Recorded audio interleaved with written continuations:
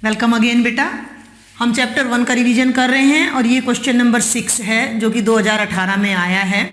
दो धनात्मक पूर्णांकों के एलसीएम और एचसीएफ में संबंध है। ठीक है भाई, और ये तीनों ही क्वेश्चन एक जैसे। मैं आपको इन तीनों के लिए एक छोटा सा एग्जांपल समझाती हूं।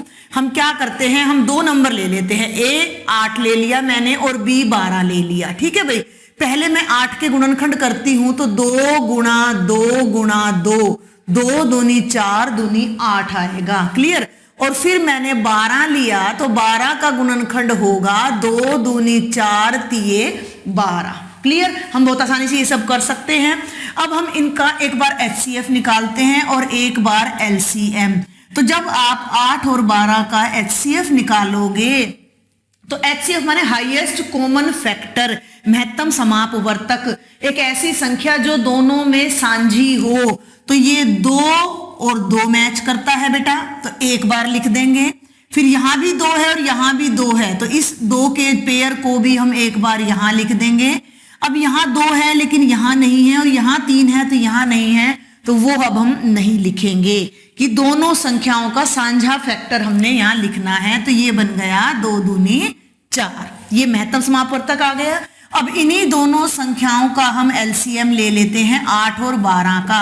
एलसीएम में क्या करते हैं कि हम सभी गुणनखंड लेते हैं और अधिकतम बार लेते हैं। 2 ऊपर 3 बार आया है और नीचे 2 बार आया है, तो 2 को हम 3 बार लिखेंगे।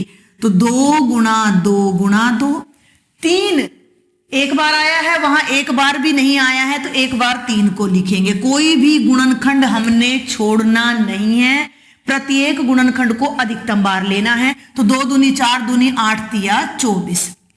अब आप अपने आप देखिए कि लघुत्तम समापवर्तक 24 आ रहा है और महत्तम समापवर्तक 4 आ रहा है, तो दोनों में बड़ा कौन सा है? दोनों में बड़ा है 24, यानी लघुत्तम समापवर्तक यानी एलसीएम बड़ा होता है और एचसीएफ छोटा होता है। इस बेस पर 4 क्वेश्चन 2018 में आए हैं। तो आपने ध्यान रखना है कि एलसीएम की तरफ ये ओपन मुंह, जिसकी तरफ ये खुला हिस्सा होता है वो बड़ा होता है, जिसकी तरफ अपना ये वर्टेक्स होता है वो छोटा होता है। तो अब इसमें से आपने ऑप्शन छांटना है। HCF is greater than LCM, HCF बड़ा है नहीं, एचसीएफ छोटा है, बिल्कुल सही। हम ऐसे कह दे एलसीएम बड़ा है तो भी वही बात है, एचसीएफ छोटा है तो भी वही बात है। तो ये हमारा राइट ऑप्शन हो गया।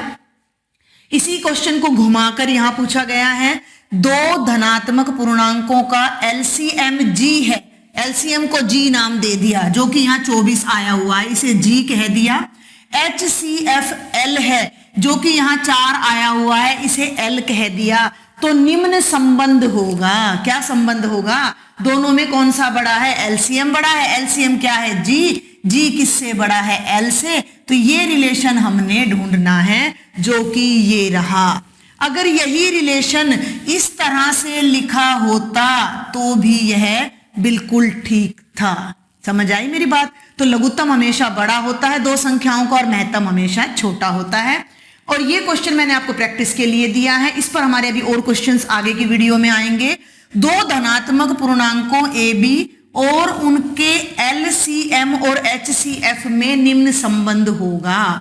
2 संख्याएं हैं बेटा, ए और बी। हमारे पास ए 8 है, बी 12 है, एलसीएम 24 है और एचसीएफ 4 है।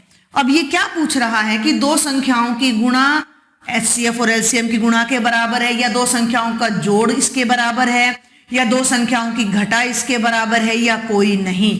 तो क्यों ना हम पहले ये निकालें, एचसीएफ और एलसीएम की गुणा कितनी आ रही है? 24 चौके 96। अब ये बच गए 8 और 12। 8 और 12 का जोड़ 96 नहीं है, 8 और 12 की घटा 96 नहीं है, लेकिन 8 और 12 की गुणा 12 8 96 आता है। तो हमारे पास बिल्कुल क्लियर हो जाता है कि अगर हम 2 संख्याओं, केवल 2 धनात्मक संख्याओं को गुणा करते हैं तो वही गुणा उनके एलसीएम और एचसीएफ के बराबर आती है। तो इनमें से हमारा राइट ऑप्शन ए हो जाता है। और ये एक बहुत इंपॉर्टेंट रिजल्ट है जिस पर रिलेटेड क्वेश्चंस मैं आपको आगे आने वाले वीडियोस में बताऊंगी।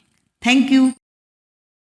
NTPC Faridabad and Chief Minister's Good Governance Associates Program with Star Teachers of Faridabad.